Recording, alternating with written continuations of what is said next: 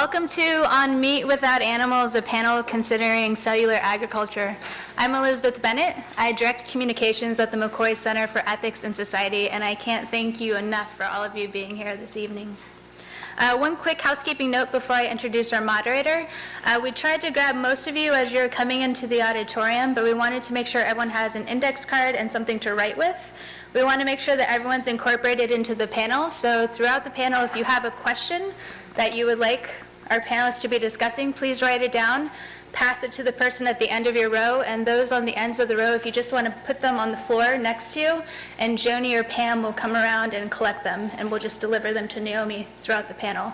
If you didn't get an index card and you think you might want to ask a question, if you'll raise your hand now, and Joni or Pam will help you out. Awesome, thank you. While they're doing that, I'm going to introduce our moderator for this evening. He will then introduce our panel. Our moderator is Naomi Starkman. She is the founder and editor-in-chief of Civil Eats, a daily news source for critical thought about the American food system, and a winner of the James Beard Foundation's Publication of the Year. And I encourage all of you to subscribe to their newsletter as soon as possible. Naomi was a 2015-16 John S. Knight Journalism Fellow here at Stanford and a founding board member of the Food and Environment Reporting Network. She served as the Director of Communications and Policy at Slow Food Nation and has worked as a media consultant at Newsweek, The New Yorker, Vanity Fair, GQ, and Wired magazines. She was previously the Director of Communications for the American Foundation for AIDS Research. And after law school, she also served as the Deputy Executive Director of the City of San Francisco's Ethics Commission. So please now, join me in welcoming Naomi and the rest of the panelists for this evening.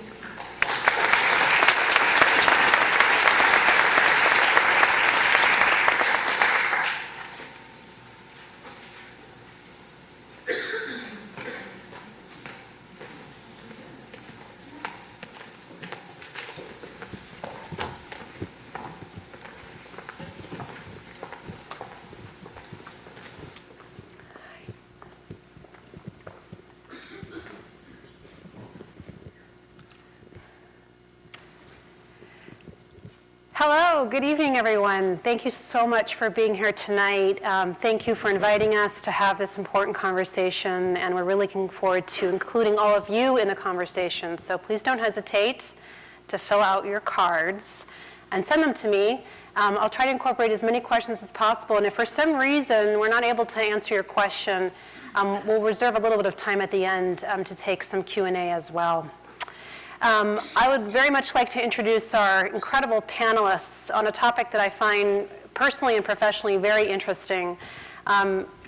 This topic is really of the time right now. More people than ever are interested in where their food is coming from. More people than ever are interested in more truth, trust, and transparency in the food system. And people want to understand how they can be part of a solution to ending industrial animal agriculture. The panelists tonight all have a role in that. One of the interesting things about this panel tonight is that in addition to talking about the science behind cellular agriculture, we're going to be talking about the ethics and some of the moral questions, and I really hope you'll send those up our way as well. So without further ado, I'd like to introduce our panelists. To my immediate left is Paul Shapiro. Paul is the Vice President of Policy for the Humane Society of the United States, which is the world's largest animal protection organization. He's an inductee into the Animal Rights Hall of Fame, which I did not know existed, and has been That's how prestigious it is. and has been interviewed by hundreds of media outlets as an authority on animal welfare and advocacy. He's published dozens of articles about animal welfare in publications ranging from daily newspapers to academic journalists. And he's also the author of a forthcoming book on the cultured meat movement. Cor van der Wiel, did I pronounce that correctly? No. Is a professor of humanistic philosophy at Wageningen University. Did I pronounce that correctly? Nope. In the Netherlands. She was trained as a biologist as well as a philosopher, and her PhD in philosophy of biology focused on metaphors as tools of selective attention and explanations of embryological development. CORE has been studying developing responses and ideas on cultured meat in interdisciplinary projects, working and publishing with lab pioneers, social scientists, and designers. Valeti, I got that right? Okay. He's the CEO and co-founder of Memphis Meats. He is laser focused on advancing the commercial viability of real meat farmed directly from animal cells. A cardiologist by training, he believes that meat should not only be safe and sustainable, but also good for the body as well as the soul. He has extensive experience in entrepreneurship and business and has invested in a variety of food, medical, and tech companies. Is an advisory board member at the Good Food Institute, a former board member of New Harvest, and is a leader in the cultured meat movement. And last but not least, Bruce Friedrich. He is the executive director of the Good Food Institute and co-founder of New Crop Capital, which is a nonprofit organization and venture capital fund that promotes and invests in alternatives to animal agriculture. Bruce graduated magna cum laude from Georgetown Law and Phi Beta Kappa from Grinnell College, and also holds degrees from Johns Hopkins and the London School of Economics. He has held leadership roles for the past 2 decades at top nonprofit organizations working to reform animal agriculture. So big round of applause for all of our panelists.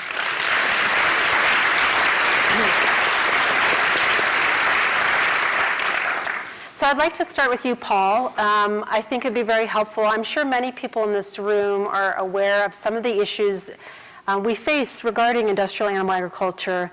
Before we even start, how many in this room have tried any kind of alternative meat protein? Just out of curiosity. Okay, so a lot of people in this room. That's great to know.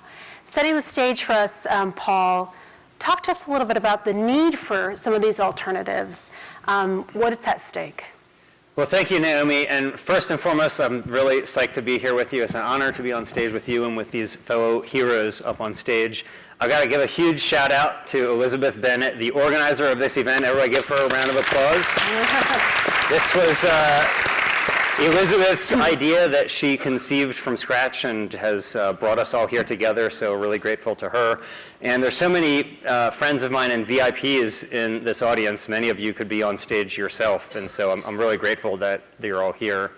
To answer your question directly, Naomi, the enormity of the problems that are posed by animal agriculture may not be news to some of you in the audience, but there are real problems that we have to figure out ways to address. There's 7.5 billion miracles walking around the planet right now. It's a lot of miracles. And you think about the fact that by 2050, we may have maybe 9 or 10 billion miracles walking around the planet. And most of them are going to want to be eating meat. And as countries move from the third world into the first world, they eat a lot more meat. And so the question is, how can we provide meat for them in a sustainable and humane way? And right now, the vast majority of meat production, especially in the United States, is not sustainable, nor is it humane. We have enormous problems with efficiency in the meat industry in that it takes vast resources in the form of land, water, fuel, and other very limited resources that we have in order to produce the same amount of calories, even the same amount of protein, as it would take to produce from plant-based sources. But we're eating over 200 pounds of meat per person. And we're among the biggest meat eaters on the face of the planet. And while meat consumption in the US was declining for a few years, it is now on the rise again. And so if we're going to feed even ourselves, let alone the coming billions of people who are going to be on the planet, is there a way that we can do this more efficiently and more humanely? And when I say humanely, what I'm referring to is the fact that nearly all of the animal products that are produced in the United States, about 99% of the eggs, the milk, the meat, is coming from factory farms, places that most people wouldn't want to bear witness to, let alone would they want to participate in the cruelty themselves. Animals are often locked in cages where they can barely move an inch their whole lives. They're pumped full of hormones, often antibiotics. They are genetically manipulated to make them grow very fast, which makes them prisoners within their own bodies. The list of animal abuse goes on, but suffice it to say that if dogs or cats were treated the way that farm animals were, the result would be felony cruelty prosecutions. But because there are essentially no laws that apply to the treatment of farm animals, these factory farms can treat them however they want. So can we produce meat in a more ethical and more sustainable way? And a lot of us are big fans of the plant-based proteins that are out there. We all raised our hands saying that we've had them. I have been a vegan since 1993, so for me, the memory of meat is pretty distant. It was so long ago, people didn't know what the word meant. I mean, you didn't know how to pronounce it. If anything, they thought you were from Vegas. But now, people are eating these meats, and I think they taste pretty meat-like. But a lot of people say, they're good, but they're not meat. And a lot of people want that real thing, so to speak. And so the question is, can we have our meat and eat it too? And people like Valeti want to make that dream a reality, to enable us to have meat that's anatomically identical to meat from animals, without the cruelty, without the inefficiency, without the environmental problems. And I am very enthusiastic about what he and his friends in the field of cellular agriculture are doing, and I'm looking forward to talking more about it tonight. Thank you, Paul. We'll come back to you with more questions. That's not my only one tonight? No, not in the least. Cor, I am so fascinated by your work, and I'd love to, and I have many questions for you, and I'm sure the audience will too. As an ethicist, as somebody who's a philosopher, somebody who's a biologist, you're looking at this from a very different perspective than scientists or entrepreneurs or folks here in the Valley. And I want to just take the audience back a little bit to some of those questions. When we're talking about meat consumption, in your own research, in your own work, you've noticed various reactions and opinions around the notion of cellular agriculture, sort of a historical point at starting in the 70s with books like Diet for a Small Planet, and looking at this introduction of the reasons that Paul has just spelled out about the need to reduce our meat consumption, both from a public health perspective and environmental perspective. And yet we still see a huge increase of meat consumption and all the attendant problems that Paul just explained. So from a philosopher's perspective, from an ethicist's perspective, what's going on maybe what you might call a disconnect between knowing and understanding how meat is being produced, maybe not wanting to know, and what's leading us down the path towards cellular agriculture? Yeah, thanks. I've made some notes because my own language is that strange language that you cannot even pronounce. It's Cor van der Weele in Dutch, and it's Wageningen University. Oh. So, thank you, Naomi. And first of all, it's a great pleasure and honor to be here. Thank you also to Elizabeth for the invitation. And as Naomi told you, I was trained as a biologist and a philosopher, and I work as a philosopher at Wageningen University in the Netherlands. I encountered the idea of cultured meat already more than 10 years ago through the work of an artist, Oren Katz. He had cultured frog cells. He was really good at that. And he served those frog cells in a performance at a French museum as tiny steaks, while the frog itself, the cell donor, was watching. He did that in 2003. I heard about it in 2006, and I thought, wow, what a good idea to do this for meat. Starting in 2010, I was part of a 4-year interdisciplinary project on cultured meat in which I studied, as Naomi said, societal responses, and I reflected on them. I was thinking about what they all mean. I quickly decided that I was not so much interested in first responses. They are only modestly informative. So, for example, someone says, yuck, as a first response, which a minority of people, even then, was only a minority of people who said that. But people then quickly added, sometimes immediately added, wait a minute, if you think of what it might mean for animals, it already looks different. So that shows that first responses are very fleeting. So we decided to study situations in which people had more time to think and talk, for example, in workshops and focus groups. And our findings, very briefly, were that cultured meat turned out to be, first of all, a trigger to talk about normal meat. People are very ambivalent about normal meat, not only about cultured meat, but even more about normal meat. Which is to say that on the one hand they love it, and on the other hand they're negative about it, mainly because of factory farming. And this led in my focus groups, in my research, to quite some sympathy among people for the idea of cultured meat. Most people don't see themselves as moral pioneers, but many do hope that something will change. And especially older people, maybe we can talk about that if there is time, were very sympathetic about the idea and talking about huger changes in our society and how meat used to be better in former times. Now, I have become convinced that ambivalence needs to become much more important in how we discuss meat and its alternatives. And I want to briefly make some remarks about that, 6 remarks. And the first remark is that many people are ambivalent about meat, and I won't go further into that. I think most of you will find that plausible and familiar. But the second point is that the significance of this ambivalence has not been acknowledged enough. And why is that? And I think that one reason is that ambivalence has a very bad name. It is associated with not being able to decide, and our culture is fond of firm and wholehearted opinions and actions. For instance, consumer researchers tend to focus and tend to take most seriously what people do.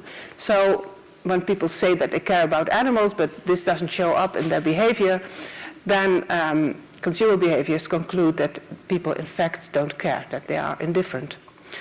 But in that way, and that's my point 3, you do not see the ambivalence because it doesn't often show up in behavior. Because one way of coping, and Naomi hinted already to that, of coping with ambivalence is strategic ignorance. It's illustrated by people saying, well, when you want to eat meat, you shouldn't know too much about it, otherwise you won't eat it anymore. So they avoid information.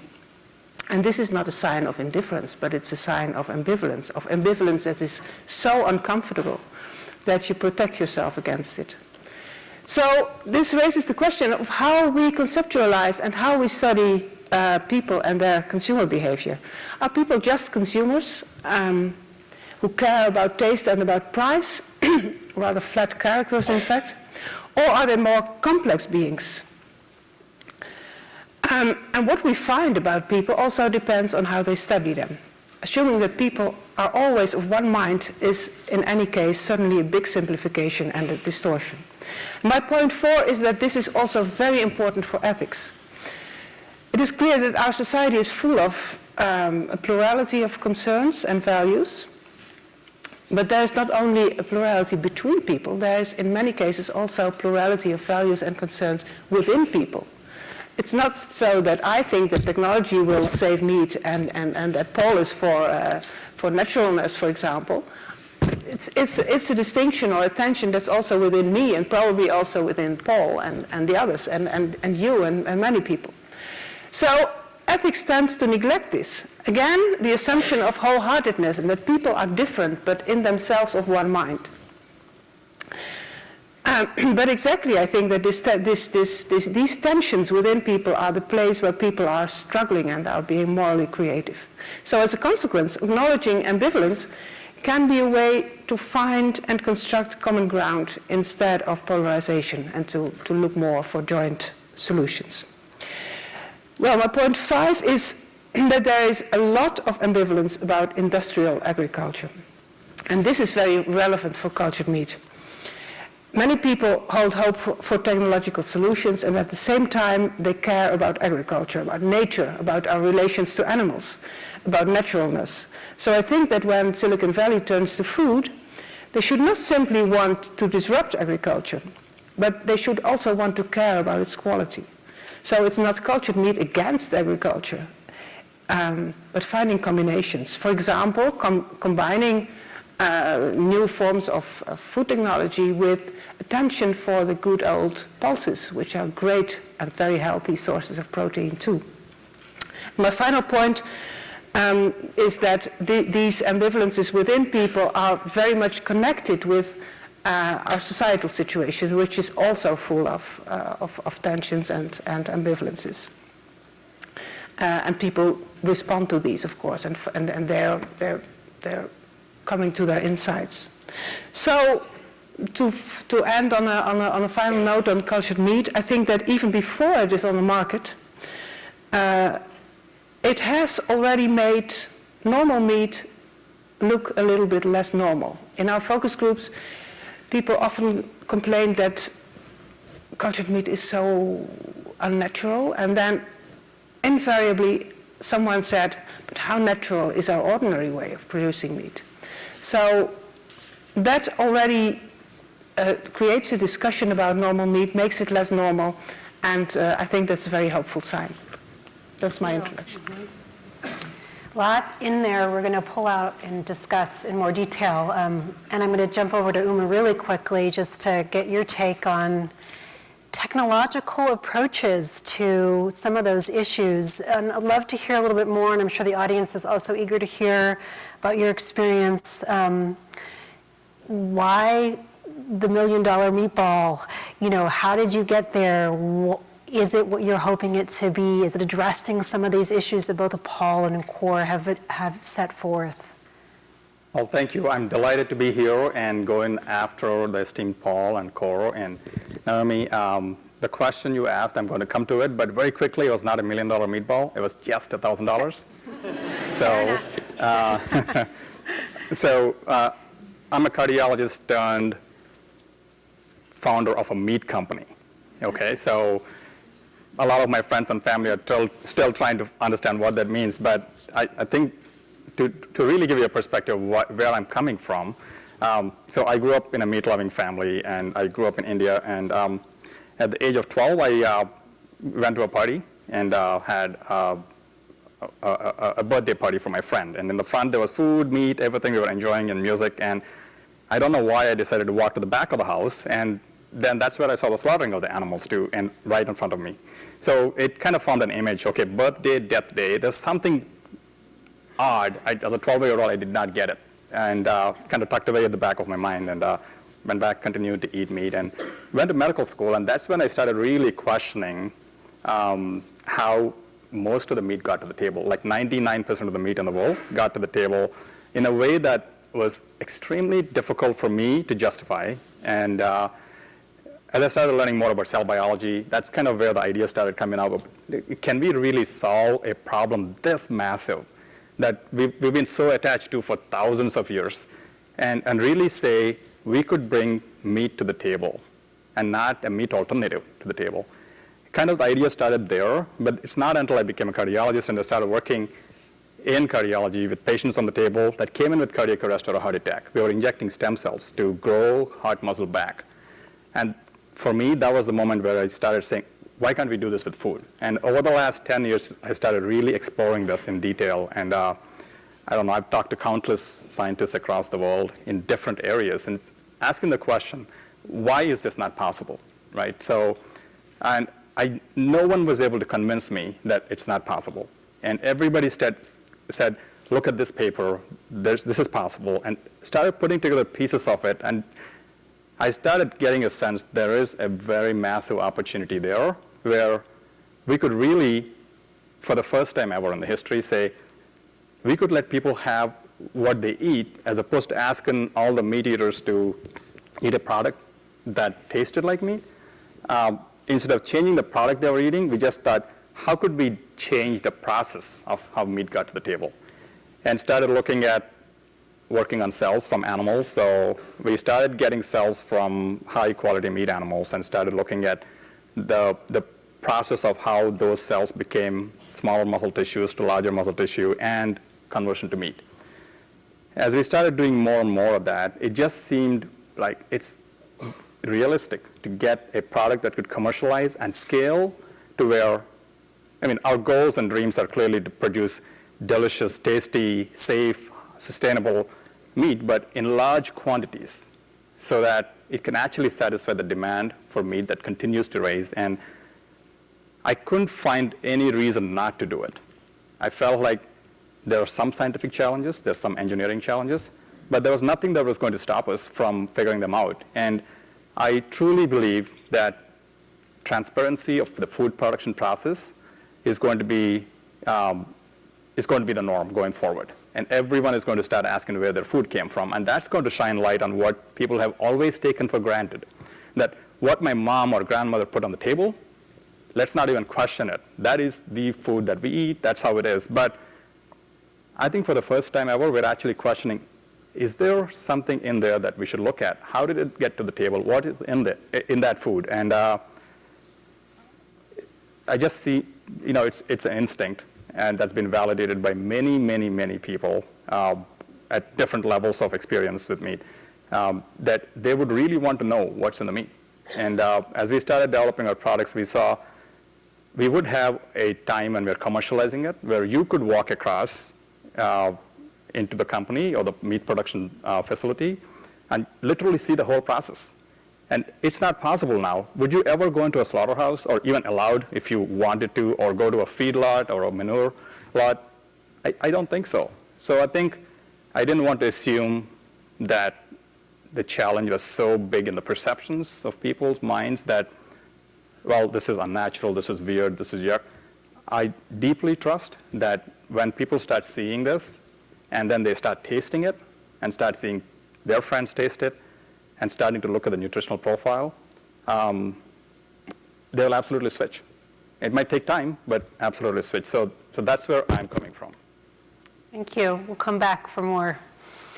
Bruce, would love to hear a little bit about your work at the Good Food Institute, as somebody who's running this incredible investment firm, looking at all the different projects you're looking at, from what we would call milk, and we'll talk a little bit about that because there's some issue about calling plant-based milks milk.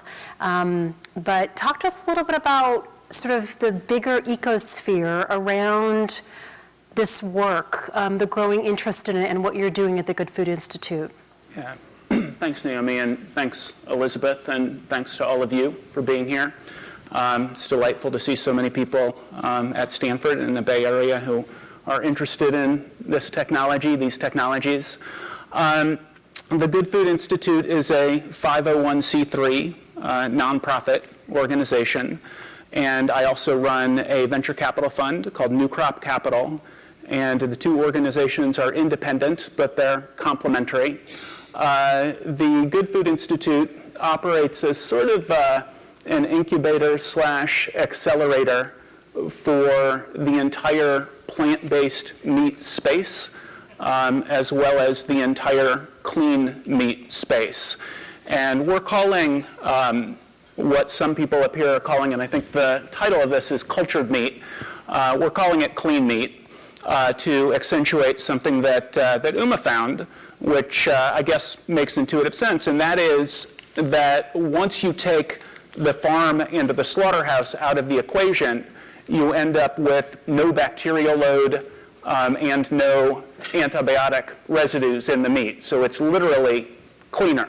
We're also calling it clean meat as a nod to clean energy because the greenhouse gas load is exponentially less, requires far less land, far less energy, creates far less water pollution, and so on. So clean meat environmentally, and also clean meat, literally, the meat is cleaner. The Good Food Institute was founded February 1st of this last year. We started working on it the previous October of 2015. And it was founded out of a sort of realization that everybody makes their dining decisions on the basis of at least three factors. Everybody considers taste. Everybody considers price. And people don't explicitly consider convenience, but if the food's not there, they're not going to eat it. So convenience is a big part of people's dining decisions as well. And the vast majority of people are not taking ethics into account. So I'm guessing probably most people in this room When you're making your food choices, you probably do consider ethics. But it's an arresting thing to realize that 96% of Americans eat fast food. 80% of Americans eat fast food on a monthly basis. More than half of Americans eat fast food on a weekly basis. So how do we appeal to those people? And we think at the Good Food Institute that we appeal to those people by creating products that become the default on the basis of taste and price and convenience. These are the products that people want to buy. So at GFI, with that as sort of the organizational brainstorm, take ethics off the table for consumers, we came up with 4 program areas. And our first program area is fostering innovation. Fostering innovation has 2 parts. Part 1 is finding people who have expertise that could be applicable in food, whether that's plant-based or the clean meat field. So maybe somebody's a tissue engineer and they're focused on medicine, or they're a synthetic biologist and they're focused on chemicals. They're a plant biologist, they're focused on drought resistance, an entrepreneur doing whatever next big thing they're coming up with, and educating these people both about how much good they can do in the world and how well they can do for themselves, how big this market sector is about to be if they use their talents on behalf of plant-based meat or clean meat. And then we're actually also starting companies. So we're finding founding teams to start companies where we believe there's white space. Our second program area is supporting innovation. And that looks like we have a policy team that's looking at the regulatory space for clean meat. We hired somebody who was a food law professor at Valparaiso Law School for 5 years. And we hired a lobbyist. And they're focused on clearing the regulatory pathway forward for clean meat, and also leveling the playing field for the plant-based products. We have a team of scientists. We have 3 scientists who are looking at, this is where we are. This is commercialization of clean meat at a competitive price point. What are the hurdles that we need to overcome to get there? So they're preparing technological readiness assessments. We do a bunch of other stuff that's involved in supporting these companies. And then our third program area is plant-based focused, but it's corporate outreach, so outreach to chain restaurants, chain grocery stores, focused on making plant-based options more convenient primarily. And then our fourth program area is institutional outreach. So that's outreach to to governments, to corporations, to foundations, pretty much any institution that has as a part of its mission climate change, this stuff that Paul was talking about, climate change or sustainability or global health or animal welfare, and encouraging them to put significant R&D resources into this space. Because on the climate change issue as one example, 190-something nations, I think, signed the Paris Agreement on climate change, saying they're going to keep climate change under 2 degrees Celsius by 2050. It's a scientific impossibility as long as animal product consumption doesn't go down. And in fact, it's going up, especially in the developing world. So educating people who care about climate change that some of the resources that they're expending on climate change endeavors should be going into developing clean meat, plant-based meat, and other alternatives that are sort of Cass Sunsteiny, making the default choice the climate-friendly choice. And then similar endeavors focused on sustainability, animal welfare, global health. So that's basically the Good Food Institute in a nutshell. That's really helpful. It sounds like you're trying to take ethics off the table. And it sounds like, Core, you're trying to put it back on the table. And I'm curious if we could maybe start with some of the nomenclature and talk a little bit about what we're talking about. There's so many different terms. We hear plant-based, we hear alternative protein, we hear cultured meat, clean meat. I'd love to hear from each of you a little bit about why and what's working from a philosophical perspective, from a business perspective, from a humanitarian perspective, an animal welfare perspective, what's resonating. A lot of this comes back to the power of how we talk about this and how we communicate it. So I'd love to just start with that, and maybe Bruce, we can go back to you. I know that some people do take issue with the notion of it being called clean. There's been some question about whether that's polarizing for high welfare farmers who are working in the sustainable agriculture endeavors, that are working hard to make sure that their animals are produced with the best of animal welfare care and consideration. The notion that the opposite of clean is dirty. Talk to me a little bit, tell us a little bit about your decision to go with clean. Yeah, I mean, our decision to go with clean was multifaceted. We originally, so I don't know about how many people here have conversations with people in sort of the general public about clean meat, cultured meat, but we had a similar response to what Cor was talking about. There would oftentimes be an initial sort of visceral negative reaction. And it didn't take long to disabuse people of their negative reaction, but as anybody in here who studies psychology knows, negative reactions off the bat are a really bad thing. So we started thinking about whether there might be a different way of having the conversation. And we saw one of Uma's slides in which it was a slide and it was antibiotic residues and Salmonella Campylobacter, E. coli, and it was organic meat, conventional meat, Memphis meats.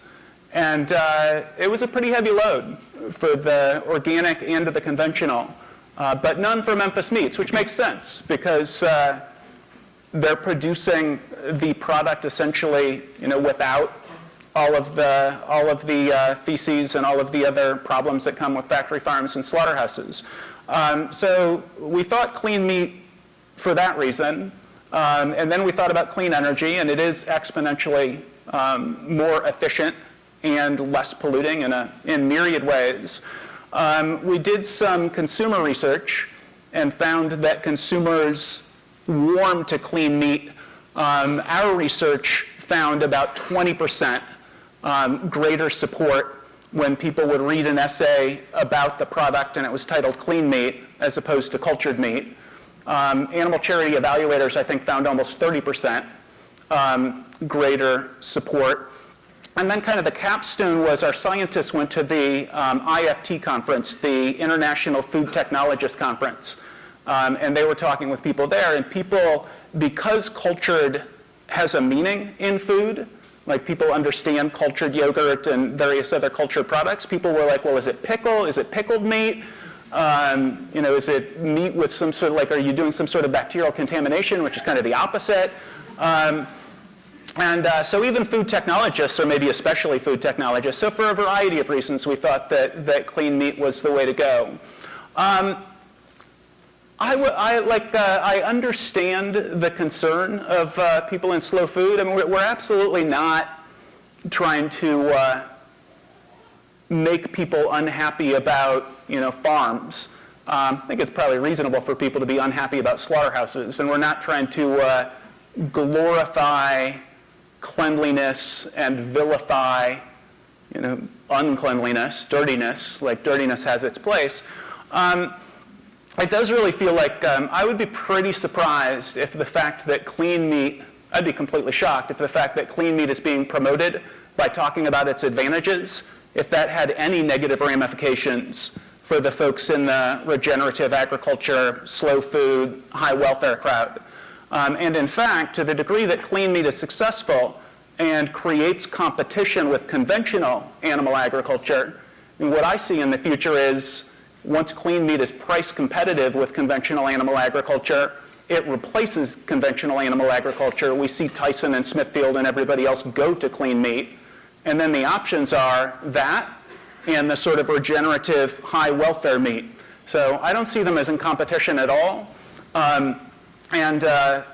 The disconcertion with the nomenclature, I don't think there are any real negative ramifications for high welfare regenerative agriculture. Cor, what are your thoughts on that? Well, when I started out on what I, for the moment, remain calling cultured meat, it was called in-vitro meat. And people were unhappy about that because they said, well, it sounds so scientific. So at a certain moment, we were in Gothenburg in a meeting, and we decided, or someone came up with the idea to call it cultured meat because it sounded so much more cultural and had more resonance. And, I have always tended to think that this is something for marketeers to find a name. So I went with whatever came by.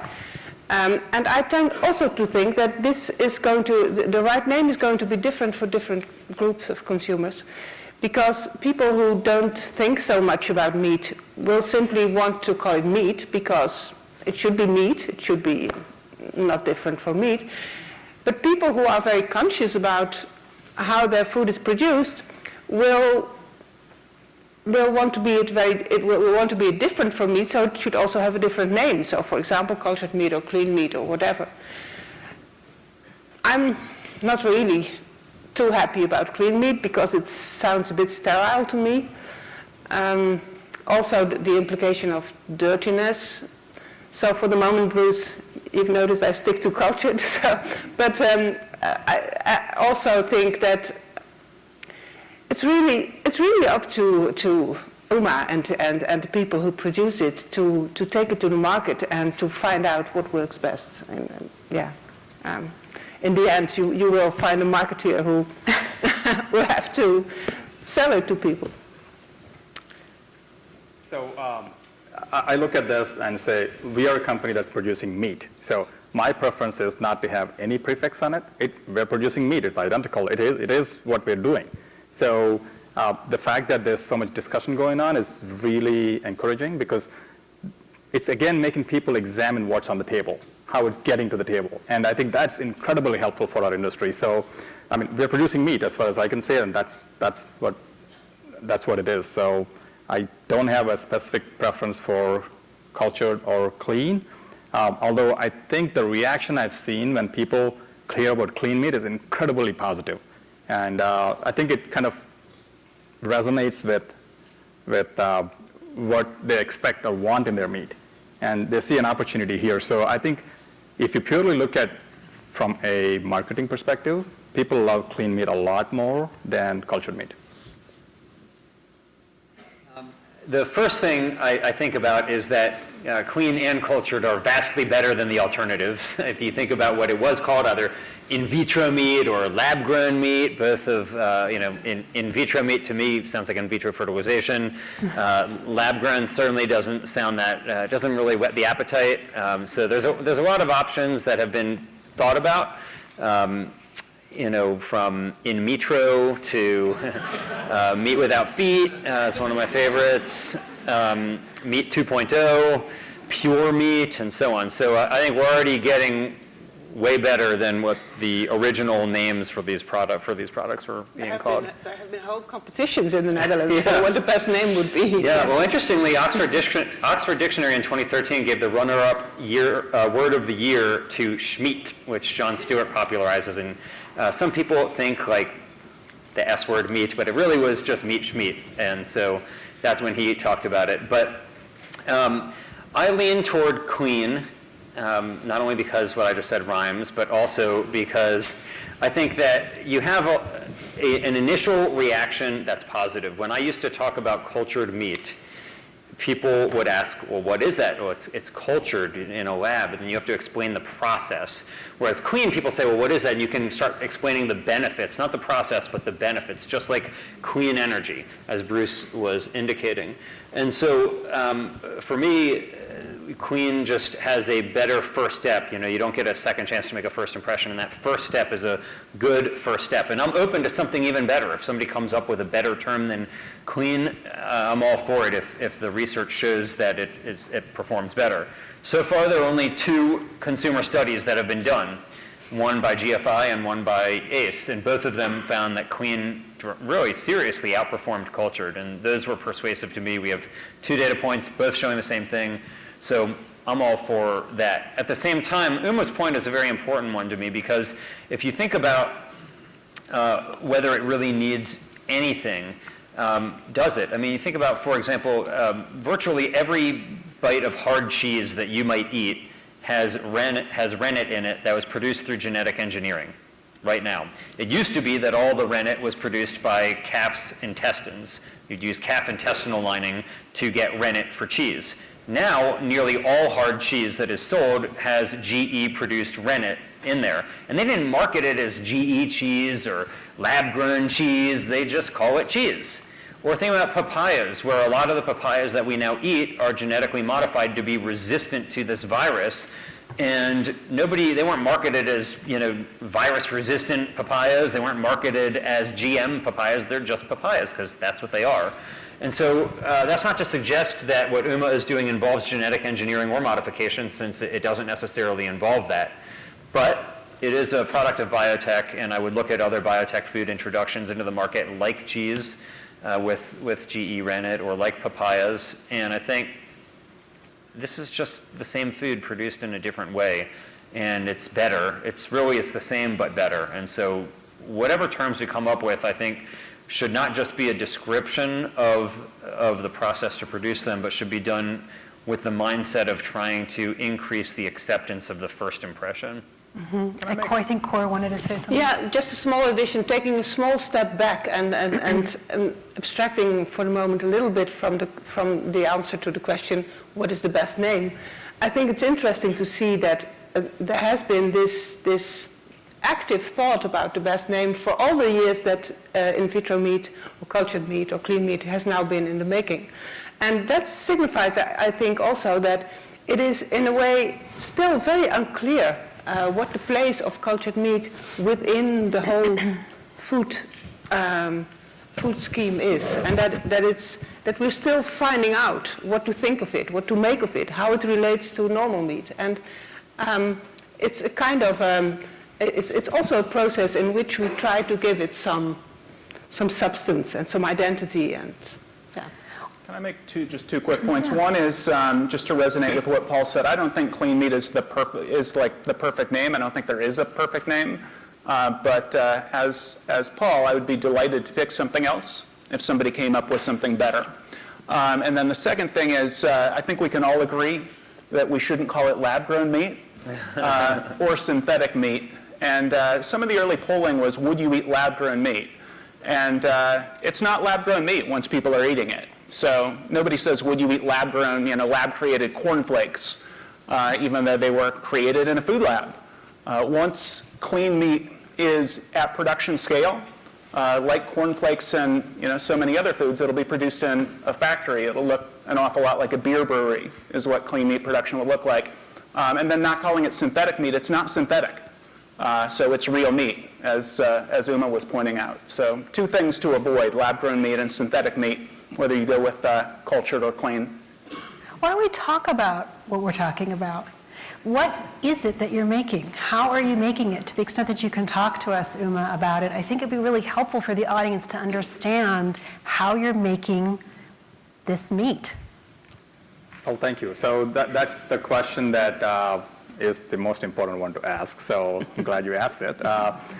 So when you look at meat, it's got, at a microscopic level, molecular level, or cellular level, depending on how big your steak is or how big your hamburger is, billions of cells in there.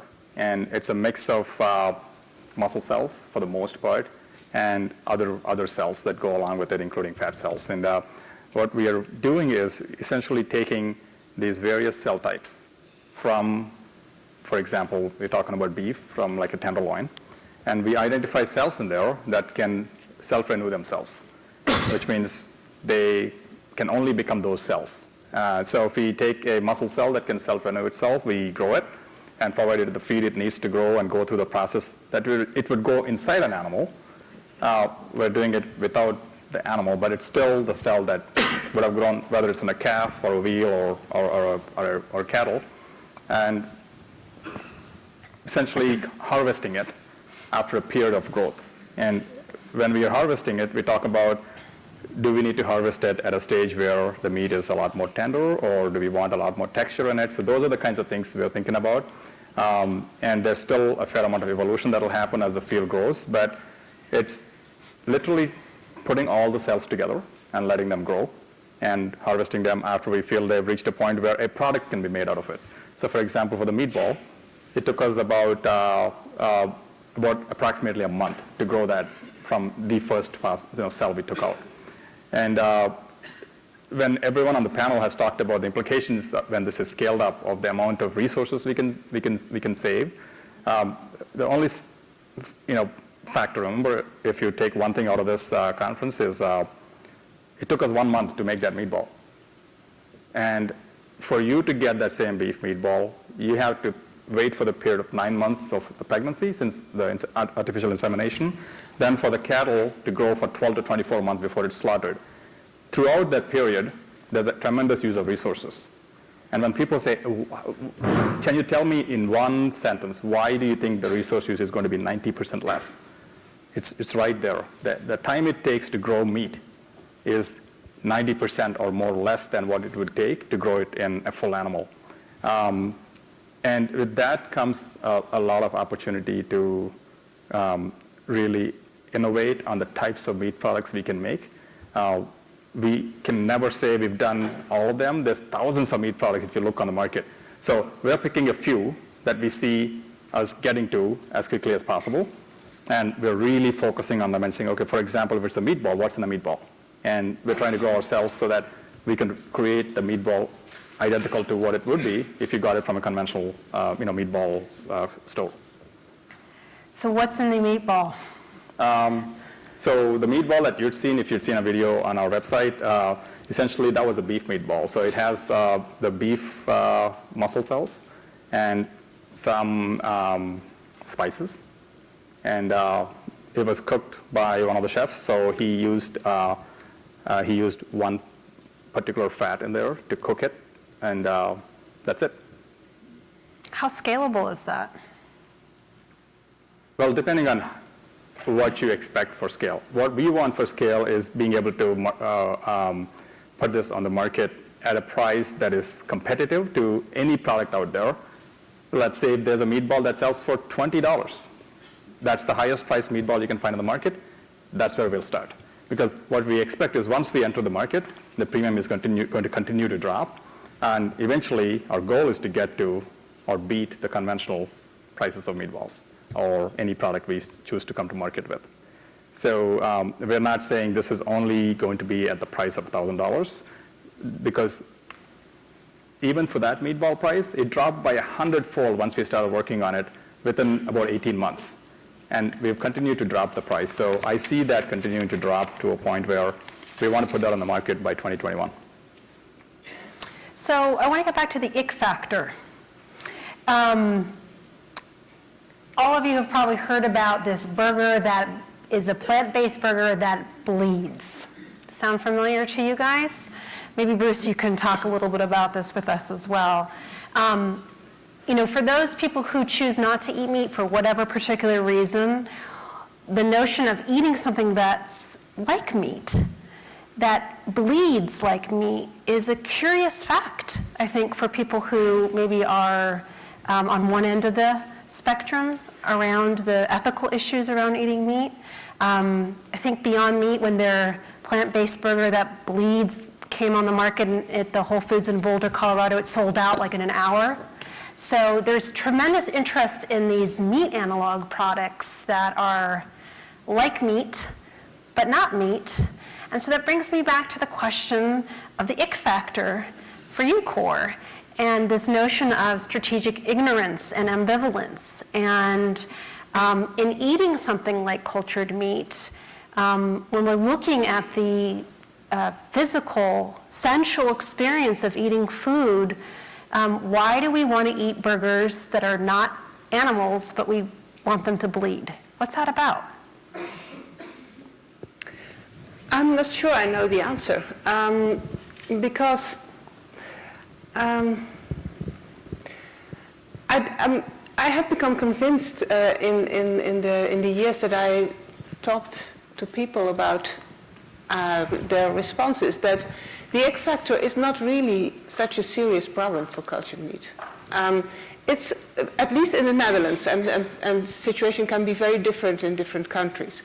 But in the Netherlands, it was only a minority of people who had the ick factor as a first response. And as I said, very soon it became more complicated. And also people who, by the way, who had as a first response, wow, what a good idea, their ideas also became more complicated after a while. Because they said, for example, oh yeah, it's a good idea, but perhaps it makes our food a bit too technological, too alienating, so that they also became more ambivalent in a sense. I think that to an extent that, I'm curious to see what happens to the Impossible Food Heel burger that really bleeds. But to an extent, I think that people can get used to very different foods. And of course, we all know that people can live on very different foods. But to an extent, they will, if that's what's around. So I'm not sure in what direction I should pursue the question further. And I'm not sure that I can make now the connection to what you want me to talk about, this strategic ignorance, etc. So leave it at this for this moment. Okay. Yeah. Okay. I think for a lot of people, they want to eat meat, but they know there are very serious ethical, environmental, and other problems associated with it. And so for many people, I don't eat animals, but I don't have an ethical problem with clean meat, which is in 2014, I ate clean meat. I ate some steak chips that have been produced by Modern Meadow. I've eaten Perfect Days clean yogurt.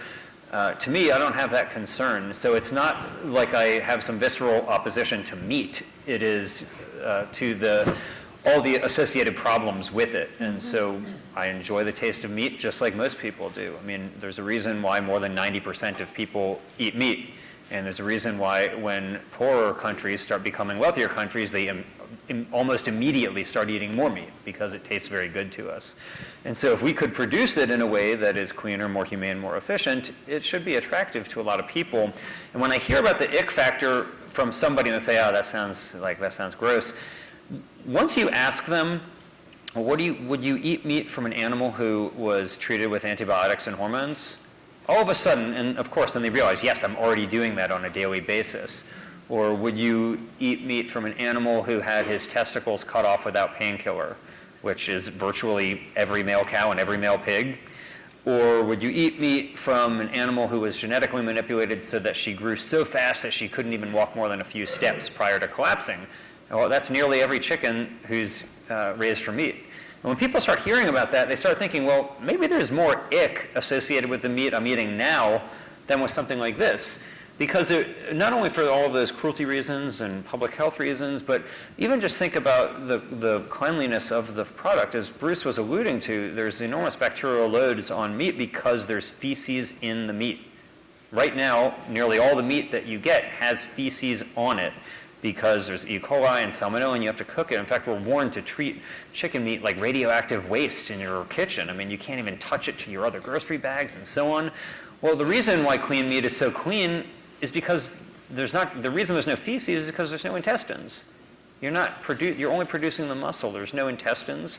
You're not producing the eyeballs or the horns or all these other products that we really don't want. We just want the meat for the most part. Yes, there are byproducts that get sold, but for the most part, these animals are being raised for their muscle. And so when you think about that and you think, was the ick factor really going to be a big problem? I doubt it. I think maybe for some people who are in the natural foods or slow foods movement, that's probably true. But for the vast majority of people who simply eat what is as Bruce was saying, the cheapest or the tastiest, most convenient, people going to fast food, I just think that if it is there, it's cost competitive, it's safe and nutritious and affordable, they're going to eat it. Yeah. What you say, in fact, reinforces the idea that what's going to happen with cultured meat is working as a wake-up call to increase the ick factor of normal meat. Yes.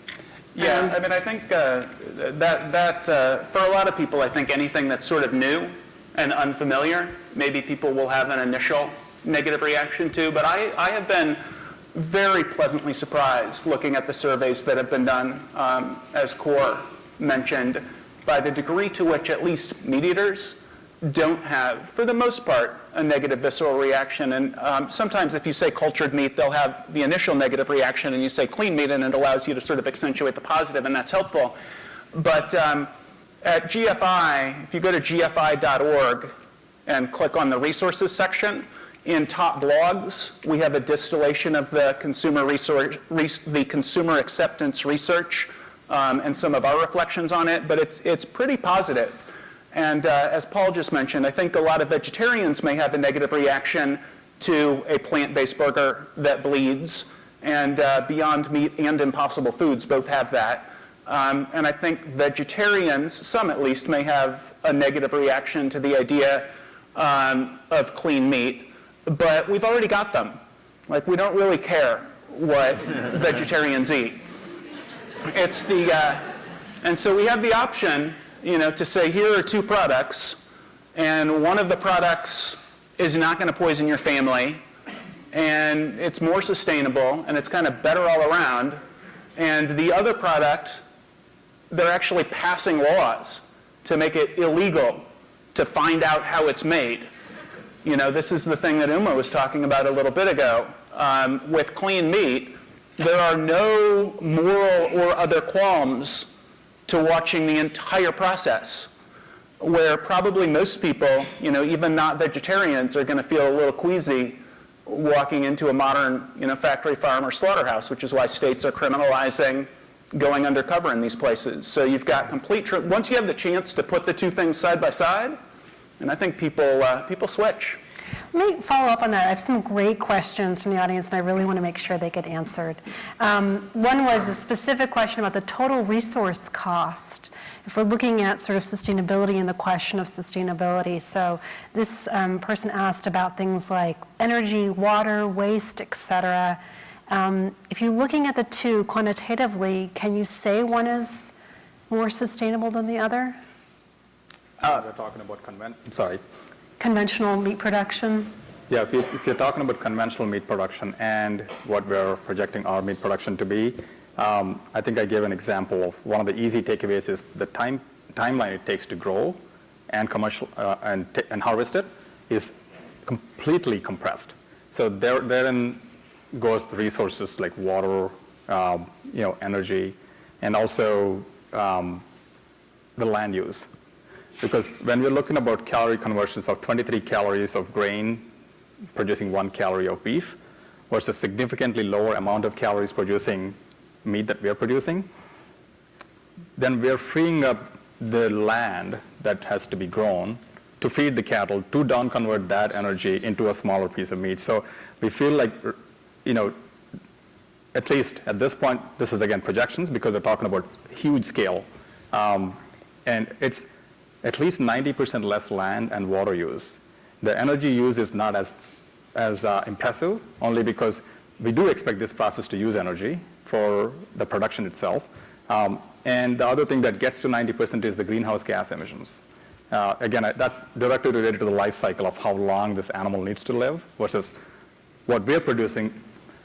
Our cells are being, for a lack of a better word, are born only to become meat. They're not born to be a part of an animal, to do a function, live for a long time, run around, procreate, recreate. No, they're just becoming food. That's the intent of producing any meat. So we're shortening the need for these cells to act as their own internal combustion engines for lots of different things and scaling it up. So the resource use calculations we could do and spend enormous amount of time doing it, but there's quite a few out there that have just started coming out, and they vary in how much they project, but all of them are projecting a significantly lower use of resources, from the most optimistic one to the most conservative one. Let's talk about the health benefits of cultured meat versus conventional meat. Well, I think there's a number of things we can talk about that there is opportunity for. But the instant one that comes to the top of our mind is the complete detaching of slaughter from meat production. Because our cells are never exposed to, or don't ever need to be exposed to, guts, right? So when you're detaching slaughter from meat production, it offers a unique opportunity to imagine products that have a significantly lower bacterial load. And if you think about why we go through the processing, the way processed foods go through, a lot of it is to lower the log counts of bacteria. I mean, these are in the millions to, tens of millions to hundreds of millions that they lower to the process of processing and curing.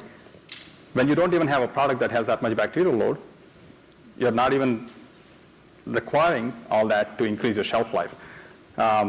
So I think the health benefits of that, just from the way it's produced, is definitely optimal. We also see a significant opportunity for having the types of nutrients in the meat, whether it's the balance of omega-3s versus omega-6s, or the amount of protein, the amount of fats in there, also being almost customized towards what we think science would show as the most healthiest option for meat. So, and I'm not going to get into the improvements we can talk about because that gets into a totally new field. But if we just match meat for meat at this point, we see a lot of benefits from just the production process. Of course. I completely agree with those potential benefits, but I also see a different side. Meat has no fiber in it, and it is very clear that our Western diets are too low in fiber, which is negative for our health. Now that, for example, the microbiome has been studied and is being studied in ever greater detail, it's becoming clear that the lack of fiber is negative for our health, even for our mental health. It has been associated with increase in depression, etc. So from that point of view, replacing meat by something else had better be something vegetarian, something vegetable with more fiber in it. I mean, cultured meat doesn't help because it, except if you add fiber to it. Yeah. Yeah, I mean, so when we're talking about this at the Good Food Institute, we really do focus on the significant environmental benefits, the significant sustainability benefits. So like the sort of two big questions in ag tech are how do we feed 9.7 billion people by 2050?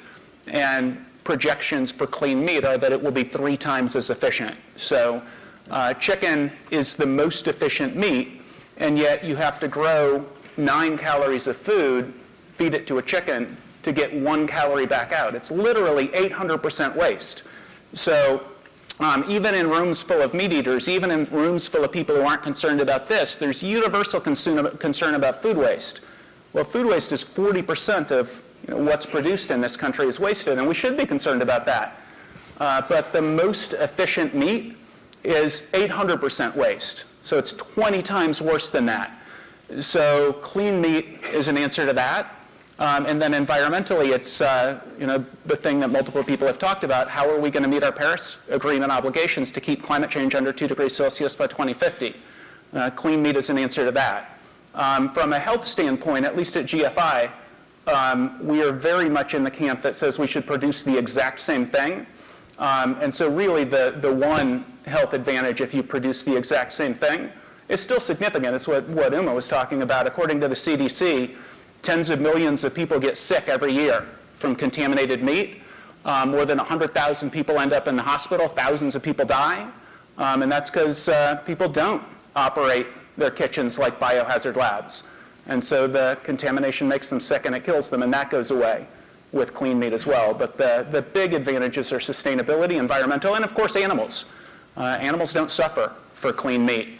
And in the United States alone, that's 9 billion individuals who, as Paul said, if they were protected animals, it'd be felony level cruelty, what happens to them. So let's talk about the feeding the 9 billion. A lot of questions from the audience are around that issue. Is clean meat affordable? Is it available? The questions of access, equity, can clean meat feed the world? How do you get there? Is this fine food for fancy folks?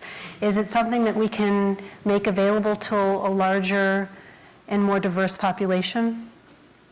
This is the largest opportunity I think there is waiting to be solved by entrepreneurs. I mean, there is not even anything close to this in terms of the massive opportunity out there. So we fully expect other companies to come in and take charge in this field and really create the scale needed to bring clean meat to the world. And the way I would see this evolving is clearly it's not food only for fine folks, right? The reason everyone in our company is there is because there's a very strong societal mission behind it, and the intention is to lower the prices so that this actually can be available everywhere the meat is consumed. And to get to that kind of scale where the opportunity out there is $1 trillion, there's 57 billion animals, just land animals, and I guess close to 10 times that, sea animals that are being harvested now. So to get to that kind of scale, the expectation has to be reasonable. It might take 10, 20, 30 years to get to that kind of scale. So, but in the immediate future, what we're predicting is there will be products in the market in about 5 years, and the cost will continue to decrease, and the field is just going to be kicked wide open with lots of products coming out. And I would predict in about 10 years from now, there will be, I'd say, 100 plus companies in this area. There probably will be a few that will really dominate the place, but the scale is going to be taken care of by solving some of the engineering challenges that we are seeing at this point, as well as the cost of regular meat also continuing to go as subsidies go away. Because I cannot imagine 3 more billion people coming in and every government continuing to subsidize meat the way it's being subsidized. So I see a cost of meat going up, which means the price point at which we have to enter the market is also becoming easier. So the trends are definitely in favor of us being able to scale up. The one thing I'd love to see is subsidies for innovation of this sort, where this is actually going to be extremely useful for everyone, for the economy, for our health, for the planet, for the animals. And I'd find an argument against that very hard to make, no matter how much of an expert that person is. What are the regulations around clean meat right now, sort of the politics of clean meat? We are extremely optimistic that because clean meat ticks so many boxes that governments care about, so governments are interested in decreasing food contamination, governments have signed on to the Paris Agreement, they're interested in addressing climate change and putting significant money into it, governments are interested in sustainability issues, and on the sustainability issue, which sort of back to your previous point, clean meat only succeeds if it meets price points such that it's competitive with conventional meat. And it will do that because it's so much more efficient. So the inputs are so much less that it will be less expensive. It won't be fine food for fine folks. But we do have 2 people focused on this at GFI. We have a lobbyist and we have a policy director. And our policy director is putting together the regulatory path forward internationally.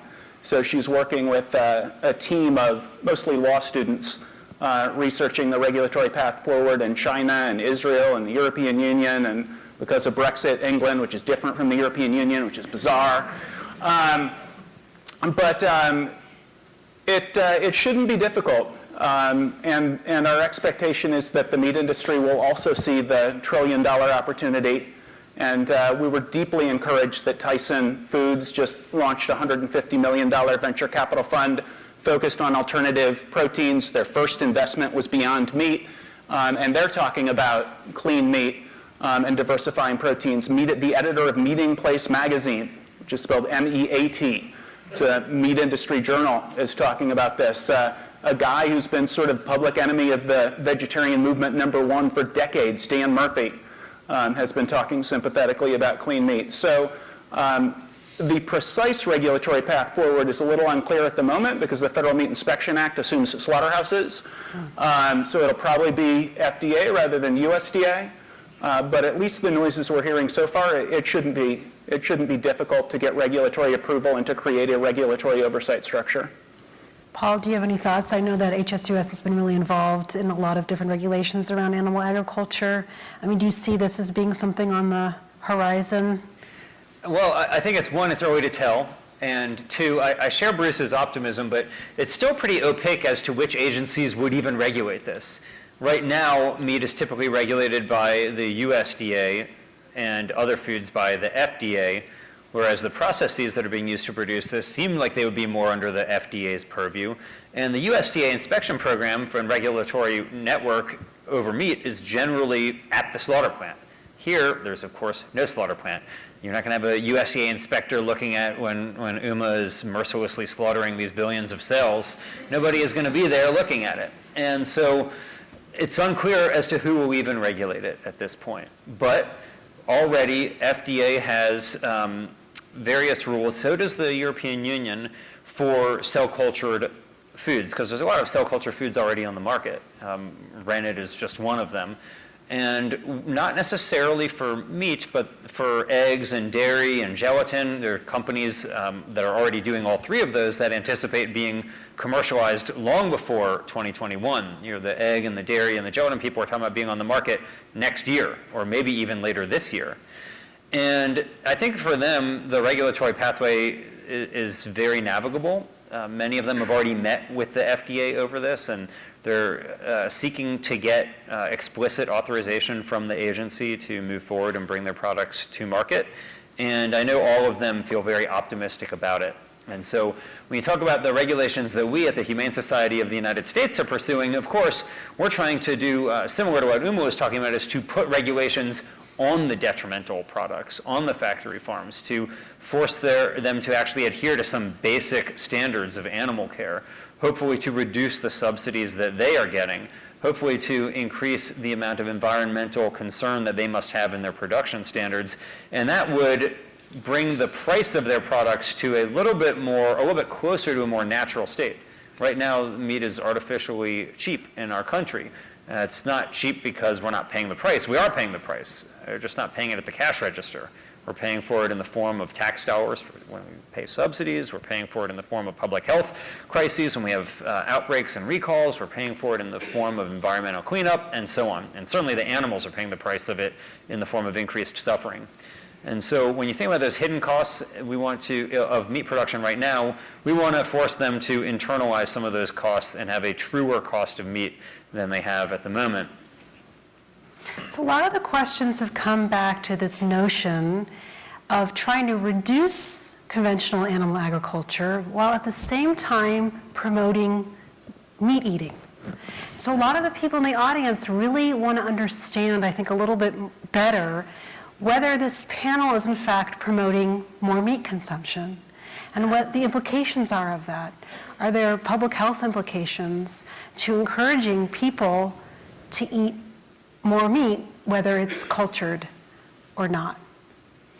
I think to look at this question, I think it's useful to go back in history a little bit, because the first idea when you're talking about problems with meat, the problems we have been talking about the whole time, is that you should replace it by something that is not meat. And that was what happened. Let's say 45 years ago, in the 70s, there was also already an idea that meat is a problematic thing from many perspectives. It's inefficient. It makes animals suffer, etc., etc.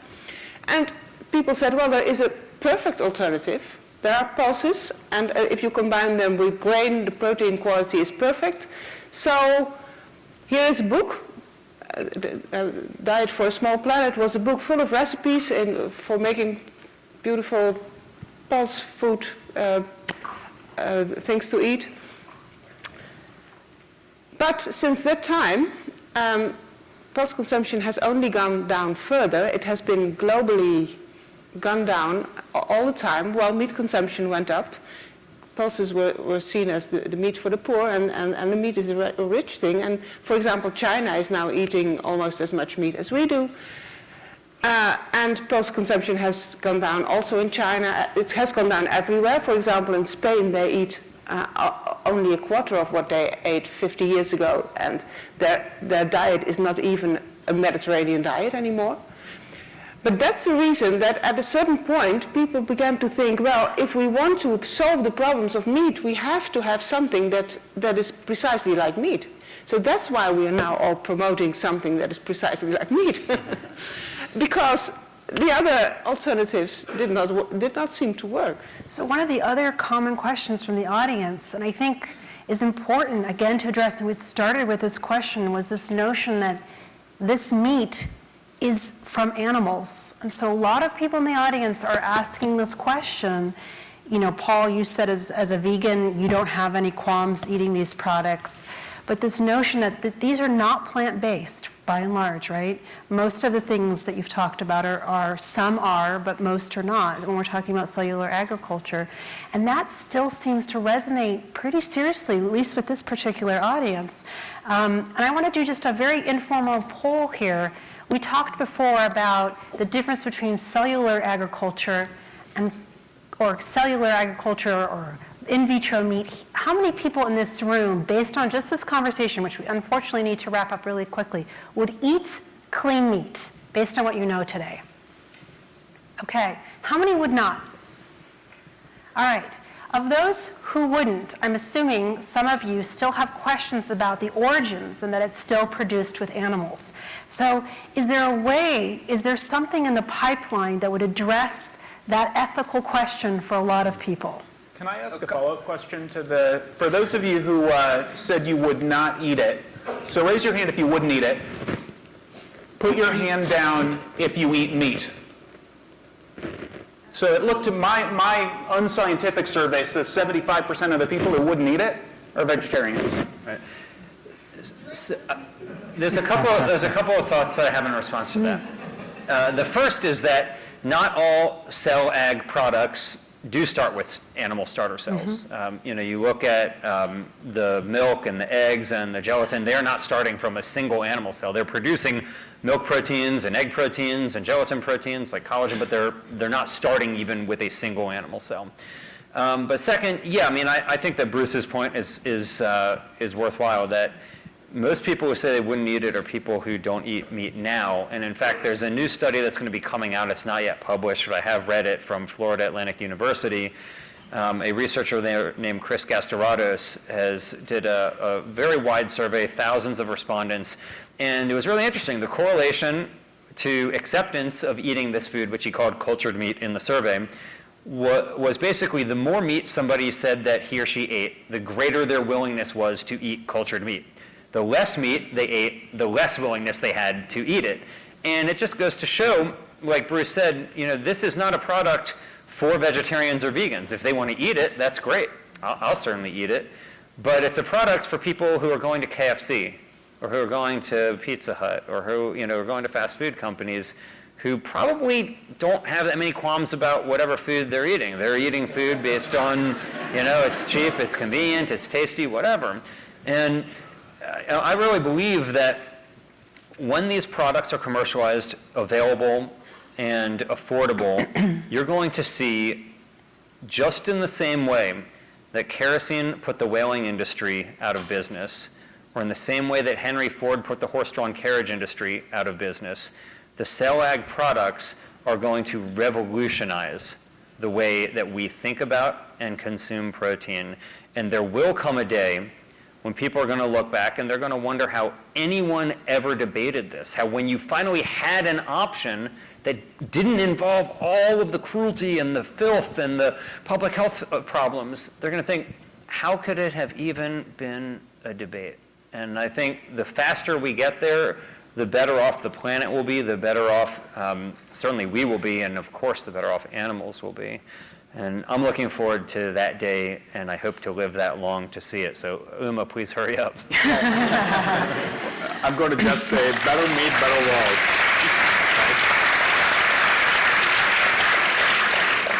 I want to close this evening, but I want to ask each of the panelists to give us their final remarks based on what we've shared today. From so many great questions, I'm sorry I couldn't include them. I tried to condense them to the best of my ability. Leave us with a few very quick words on your thoughts about this conversation. If there's anything you weren't able to address, please share it with us now. Let's start with you, Bruce. I think Paul's the last thing that Paul said when I'm talking about clean meat.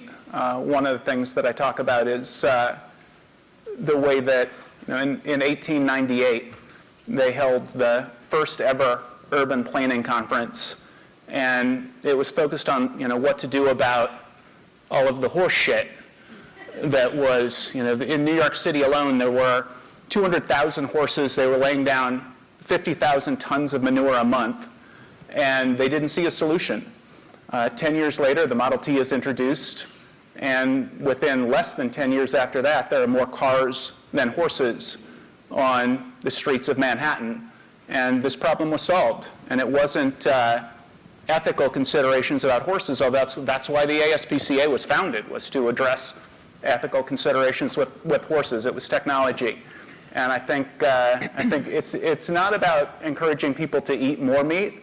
At least at the Good Food Institute, we're very supportive of pulses, and we're also supportive of plant-based meat. But we recognize that, right now, when you actually do a survey and you ask people, are you vegetarian, there's a significant portion of people, most of the people who say yes, aren't vegetarian. When you ask people in the last month, which of these products have you not consumed, you find that actually 2% of people are legitimate vegetarians, and that's the same as 10 years ago, and 20 years ago, and 30 years ago. It's within the margin of error of non-existence. So all of you who think you're a vegetarian, poof, you're not actually here. So clean meat isn't for vegetarians, although it is for vegetarians' cats. Clean meat is for the 98% of people who still eat meat. And so GFI's website, we're attempting to make it the ultimate resource on this topic. So if you go to gfi.org and click on resources, we have reflections on most of what we've discussed. We would also love any questions that you have or concerns or anything that you don't find there, or if you want to be added to our mailing list, or if you want to talk about how you found this panel. If you go to gfi.org/talk, there's a survey there, and you can sign up for our mailing list, and you can tell us other things that you haven't found on the resources section that you wish we would add. Thank you. So I'm going to continue from what Bruce said.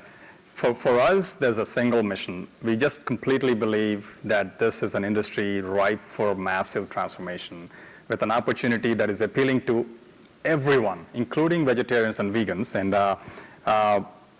we firmly believe better meat, better world. And one of the promises that everybody on our team has made is that we'll only put out a product that we will eat, our family, our closest friends will eat. And to just say personally, I've not told the story, but my daughter, she made me promise for her graduation, she and her friends have to have fried chicken and clean meat or cultured meat, fried chicken. So not only do I have the pleasure of leading a company that wants to solve this world, I also have to go home and answer to my daughter, saying, Dad, when is it coming out? And I just say that because this is something that appeals to not just a particular demographic. Kids care about it just as much as the millennials or we do, or a retiree. And frankly, the number of people that worked on slaughter lines in the slaughterhouses, the number of people that wrote to us and said, we can't wait for this product to come out, is a testimonial. And I'll leave you with one more thought. 90% of the USDA inspectors who actually, of course, they're there to examine and be at the slaughterhouses, 90% of them become vegetarians. So there is something to that about transparency, trust, where food comes from, and I just see this as an incredible opportunity. And my single goal leading the company is to find talent wherever it is in the world and invite you to come and work with us. So memphismeats.com, there's a campaign that's ending today. If you want to sign up, you'll get updates on what we're doing, and we'd love to have your feedback. If you have any talent that we think we could use, please, please, please write to us. There's no barriers for me personally or anyone in our company to work with anybody who wants to make this a reality a lot faster than we could do it ourselves. So I'll leave it on that note. Thank you, Uma. Cor? Well, my final note, very briefly, is that even though it looks like meat consumption is again going up, so not much is happening and not much is changing, I think that these conversations are taking place ever more often, and that they are, in fact, really destabilizing the meat situation. And the hopeful thing is that once that Uma has this product, that changes could go pretty fast, I think. Yeah. First, I want to say what a pleasure and honor it is to be with my very venerable, esteemed co-panelists. I also want to thank Naomi for a very masterful job of hosting this forum. And second, I want to leave you with a quick story. And so for the vast majority of our country's history up until the Civil War, nearly every home had a lamp. And that lamp was lit with whale oil. Everybody was using whale oil to light their homes. We had a huge fleet of boats that searched the seas to massacre these giant prey. There's a massive whaling industry. In fact, it was the 5th largest industry in the entire nation right before the Civil War. Whaling was so important to the American economy that the British attacked our whaling fleet during the Revolutionary War, and the Confederates attacked the US whaling fleet during the Civil War as a way to try to cripple the economy. There were concerns about animal welfare and sustainability. Many were concerned that lots of whales, especially right whales, so named because they were the right whale to kill because they were slow moving and they floated when you killed them rather than sank. Many people were very concerned about whether they would go extinct. Yet in the 1861 issue of Vanity Fair, right on the precipice of the Civil War, there was an editorial cartoon. It showed a ballroom filled with whales dressed in black ties, clinking their champagne glasses with a big banner above them that says, "We wail no more for our blubber." Now, what were they toasting? Well, in today's Silicon Valley, there are buzzwords like disruption, and people want to pour their wallets into these disruptive companies like Memphis Meats, and rightly so. But if in the 1850s there had been a Silicon Valley, they would have wanted to pour their wallets into a Canadian geologist named Abraham Gesner's new company. He patented kerosene. And between 1853 and 1873, so just a 2-decade period, the whaling fleet of the United States was decimated by more than 80%. Greater than 80% reduction in whaling boats. So much so that now we still have lots of whaling boats in our country today, except they are searching for whales to shoot with cameras instead of guns. We're one of the biggest whale watching nations as opposed to whale killing nations. And how did that transformation occur? Well, for years there have been all these concerns about sustainability, but in the end it was a technological innovation by Gesner and his associates that ended up liberating whales from harpoons. Are we going to, thanks to companies like Memphis Meats, in the not too distant future, think of a factory farm as antiquated as a whaling ship, or a slaughter plant as quaint as a horse-drawn carriage, to use Bruce's analogy? I don't think it's that impossible. And so I'll leave you with a quote from the great inventor Buckminster Fuller, who said that if you want to change something, build a new system that renders the existing system obsolete. That's what these companies are doing, and that's why we should be rooting them on.